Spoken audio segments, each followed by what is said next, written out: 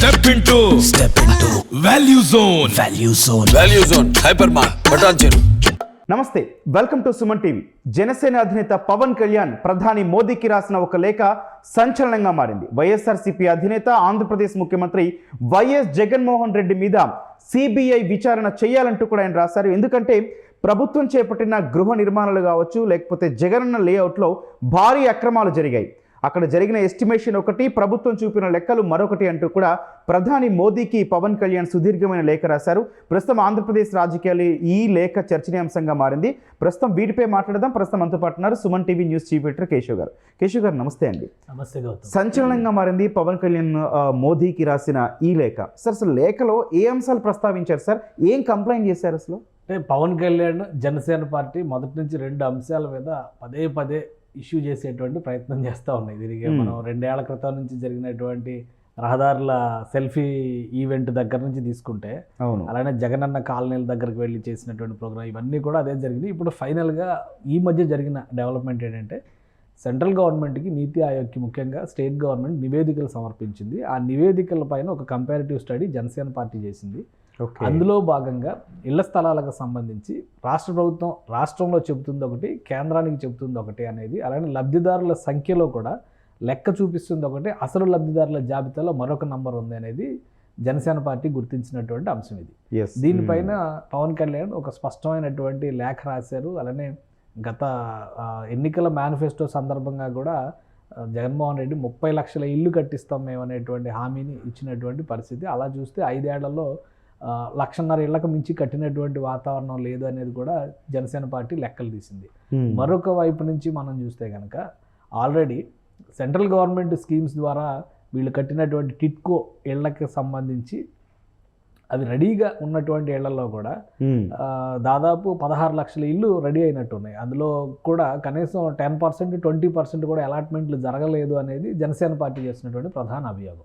So ఇవన్నీ మామూలు అభియోగాలు. అయితే ప్రధానికి రైజ్ చేసినటువంటి లేఖలో కీలక అంశాలు దాదాపు 32,000 కోట్ల రూపాయల మేరకు దుర్వినియోగం జరిగింది అనేటువంటి అంచనాని పవన్ కళ్యాణ్ లేవనెత్తారు. ఏ విధంగా అంటే, ఇక్కడ రాష్ట్రంలో చెప్పినటువంటి లెక్కలు ఒకసారి మనం ఆ లెక్కలు కనుక చూస్తే, పేదలకు సొంత ఇల్లు పేరుతో స్థలాల సేకరణ కోసం వైసీపీ ప్రభుత్వం 35,141 కోట్ల రూపాయలను వెచ్చించింది. అయితే ఈ నిధులకు సంబంధించి, పేదలకు సంబంధించి ఇళ్ల నిర్మాణ ప్రాజెక్టు వ్యయం 175,421 కోట్లని ప్రభుత్వం అంచనా వేసింది. కానీ ప్రభుత్వం నీతి ఆయోగ్కి, కేంద్రానికి సమర్పించినటువంటి లెక్కల్లో 91,503 కోట్లుగా చెబుతోంది. ఇది మేజర్ పాయింట్. అంటే ఇక్కడ దాదాపు లెక్క తేడా వస్తుంది అనేది పవన్ కళ్యాణ్ చేస్తున్నటువంటి ప్రధానమైనటువంటి అభియోగం. అలాగే లబ్ధిదారుల విషయంలో కూడా మొత్తం 30 లక్షల గృహాలు నిర్మిస్తామని చెప్పిన వైఎస్ఆర్సీపీ అధికారంలోకి వచ్చిన తర్వాత 29,51,858 మంది మహిళల పేరుతో స్థలాలను ఇవ్వాలని ఒక నిర్ణయం తీసుకుంది. ఓకే. వాస్తవంలో ఇప్పుడు నీతి ఆయోగ్ ఇచ్చినటువంటి లెక్క చూస్తే కనుక 21,87,985 మందికి మాత్రమే లబ్ధిదారులుగా గుర్తించినట్టు ఒక లెక్క చెప్పారు. అంటే అక్కడ దాదాపు 7-8 లక్షల తేడా వస్తున్నటువంటి పరిస్థితి. ఈ పేరుతో ఏంటంటే రాష్ట్ర వ్యాప్తంగా 17,000కు పైగా లేఅవుట్లని రాష్ట్ర ప్రభుత్వం గుర్తించింది. వివిధ సైజుల్లో దానికి సంబంధించి అక్కడ ఉన్నటువంటి ధరలను బట్టి 5 లక్షలు, 4 లక్షల నుంచి 10 లక్షల వరకు అక్కడ గజానికి ఆ లేఅవుట్కి సంబంధించి ఖర్చు చేస్తున్నటువంటి పరిస్థితి. అంటే ఇళ్ల స్థలాలకు సంబంధించి ఆల్మోస్ట్ 12,000 లేఅవుట్లు, వీటిని డెవలప్ చేయడం, దానికి రోడ్లు కావచ్చు, కాలనీకి water supply, drainage supply, power supply, ఇవన్నింటినీ కూడా మేమే డెవలప్ చేసి ఇస్తాము. ఇల్లు కట్టుకుంటానికి కూడా ఆప్షన్స్ ఇచ్చింది ప్రభుత్వం. అందులో కూడా అవకతవకలు జరుగుతున్నాయి అనేది ఇక్కడ చేసినటువంటి ప్రధానమైన అభియోగం. ఒక సుదీర్ఘమైనటువంటి లేఖ రాశారు పవన్ కళ్యాణ్. దీనిపైన సెంట్రల్ గవర్నమెంట్ ఏ విధంగా రియాక్ట్ అవుతుంది, ప్రైమ్ మినిస్టర్ ఏ విధంగా, ఇక్కడ ప్రధానంగా వాళ్ళు కోరుతున్నారంటే ఒక విజిలెన్స్ ఎంక్వైరీ జరగాల్సినటువంటి అవసరం ఉంది. ఇందులో ప్రజాధనం దుర్వినియోగం అవుతుంది పెద్ద ఎత్తున అనేది పవన్ కళ్యాణ్ చేసినటువంటి ప్రధానమైన. డిప్యూటీ సీఎం కొట్టు సత్యనారాయణ కూడా దీనిపై స్పందించిన పరిస్థితి ఉంది. ప్రజలకి, ఎస్పెషల్లీ పేద ప్రజలకి సొంత ఇల్లు భాగ్యం కల్పించారు జగనన్న, ఇది పవన్ కళ్యాణ్కి కనిపించలేదా అంటూ కూడా ఆయన వ్యాఖ్యానించిన పరిస్థితి. లెక్కలు చెప్పమంటే వాళ్ళు చెప్పలేని పరిస్థితిలో ఉన్నారంటూ కూడా ఆయన కామెంట్ చేశారు. దీన్ని ఎట్లా చూడాలి సార్? అంటే పవన్ కళ్యాణ్ రాసిన లెటర్ చదివితే లెక్కలన్నీ అందులో వచ్చేస్తాయి. ఓకే. ఇప్పుడు పవన్ కళ్యాణ్ చేసిన ఆరోపణ అర్థం కాక చేస్తున్నటువంటి విమర్శలా ఉంది కొట్టు సత్యనారాయణ గారు చేసినటువంటి విశ్లేషణ. ఎందుకంటే ఇప్పుడు ఆయన చెప్తుంది పేదలకు ఇల్లు ఇమ్మని చెప్తున్నాడు.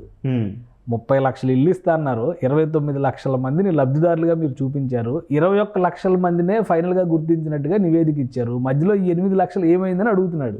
అవును, అది సమాధానం చెప్పాలి కానీ మేము చేశాం కాబట్టి మీరు అడగడానికి వీల్లేదు అనేటువంటిది చూడ లెక్క కూడా చాలా క్లియర్గా ఉంది.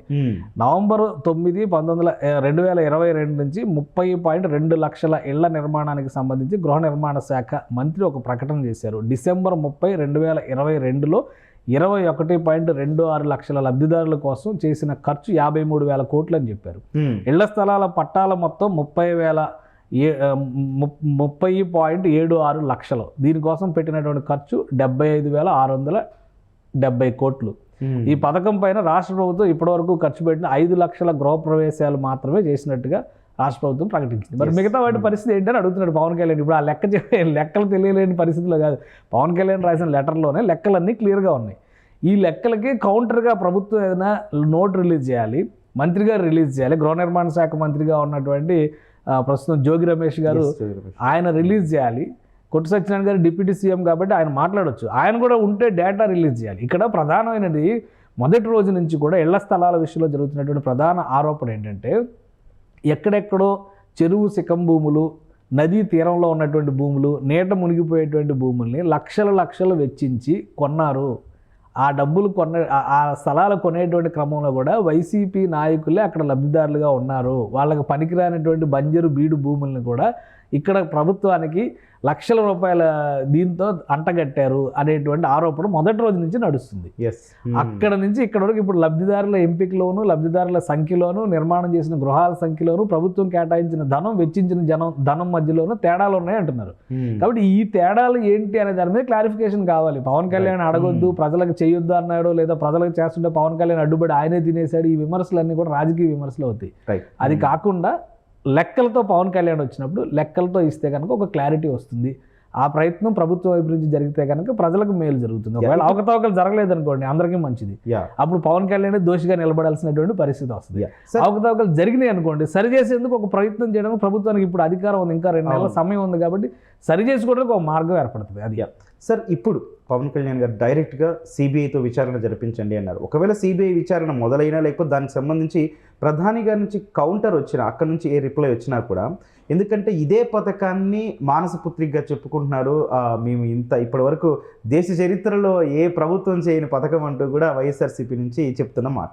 సో ఈ నేపథ్యంలో దీనికి ప్రధాని గారి నుంచి కాకపోతే సిబిఐ నుంచి కానీ ఏమన్నా కౌంటర్ గనక లేకపోతే విచారణ గనక మొదలవుతే రేపొద్దున ఇది జనసేనకి అట్లాగే టీడీపీకి బలమయ్యే అవకాశం ఉందా? అంటే పార్టీల పరంగా బలం అవుతుందా లేదా అనేది తర్వాత, అది ఎన్నికల సమయంలో చూడాల్సిన. అయితే ఇక్కడ ప్రజాధనం దుర్వినియోగం అవుతున్నటువంటి క్రమంలో జనరల్గా అడ్మినిస్ట్రేటివ్ ప్రొసీజర్ ఎలా ఉంటుందంటే, ప్రధానమంత్రి కార్యాలయానికి ఈయన లెటర్ రాశారు కాబట్టి ఖచ్చితంగా ఇమ్మీడియట్గా ఎంక్వైరీ చేయడానికి అవకాశం ఉండదు. వెంటనే ప్రైమరీ ఇన్ఫర్మేషన్ లేకుండా ఒక లెటర్ని ఆధారంగా చేసుకుని ప్రభుత్వం పనిచేయదు. పవన్ కళ్యాణ్ గారికి బీజేపీ పెద్దలతో పరిచయాలు ఉండొచ్చు, సంబంధాలు ఉండొచ్చు, బట్ అది వేరు. ఇక్కడ ఏంటంటే ప్రొసీజర్ పరంగా చూడాల్సినటువంటి అవసరం ఉంటుంది. ప్రొసీజర్ ప్రకారం చూస్తే పిఎంఓ నుంచి ఖచ్చితంగా రాష్ట్ర సచివాలయానికి ఇన్ఫర్మేషన్ వచ్చే అవకాశం ఉండొచ్చు. ఆ లేఖకి సంబంధించి ఒక క్లారిఫికేషన్, అందులో ఇప్పుడు ఏవైతే క్వశ్చన్స్ రైజ్ చేశారో ఆ క్వశ్చన్స్ మాత్రమే దానిలో మెన్షన్ చేస్తూ వీటికి సంబంధించినటువంటి వివరాలు కావాలనేటువంటి ఒక లెటర్ రావచ్చు. దానికి చీఫ్ సెక్రటరీ కార్యాలయం నుంచి ఒక లెటర్ పంపించాల్సినటువంటి అవసరం ఉంటుంది. అది క్లారిఫికేషన్ అయిందనుకోండి, సమస్య ఉండదు.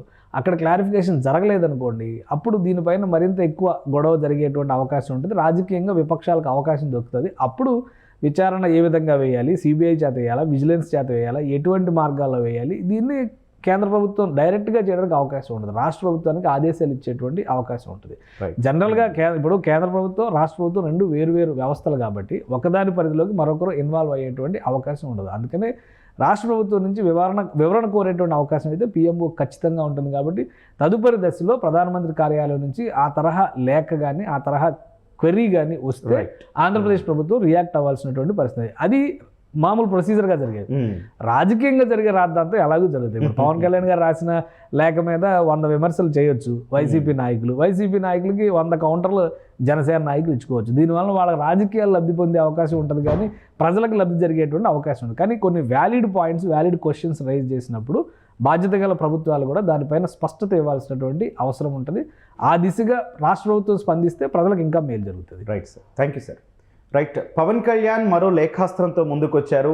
గృహం సంబంధించి ఏదైతే వైఎస్ఆర్సీపీ ప్రభుత్వం దేశంలోనే ఏ ప్రభుత్వం చేయని పేదలకు ఇళ్ల పంపిణీ కావచ్చు, జగనన్న లేఅవుట్లు కావచ్చు, వీటిలో అక్రమాలు జరిగాయి, భారీగా నిధులు గోల్మాల్ జరిగిందంటూ కూడా ఆయన రాసిన లేఖ ప్రస్తుతం చర్చనీయాంశం అయితే జరుగుతుంది. అయితే దీనిపై రాజకీయ విమర్శలు మొదలయ్యాయి. కానీ ఇదే సమయంలో ప్రధానమంత్రి ఆవాస్ యోజన అది కూడా డైరెక్ట్గా రాష్ట్రానికి సంబంధించి ఉంటుంది కాబట్టి మరి ఈ లేఖ మీద అటు పిఎంఓ నుంచి ఎటువంటి స్పందన వస్తుందో చూడాలి. ఎందుకంటే రేపు వచ్చే ఎన్నికల్లో ఈ అంశం తీవ్ర చర్చనీయాంశం కాబోతుంది, కీలకం కూడా కాబోతుంది.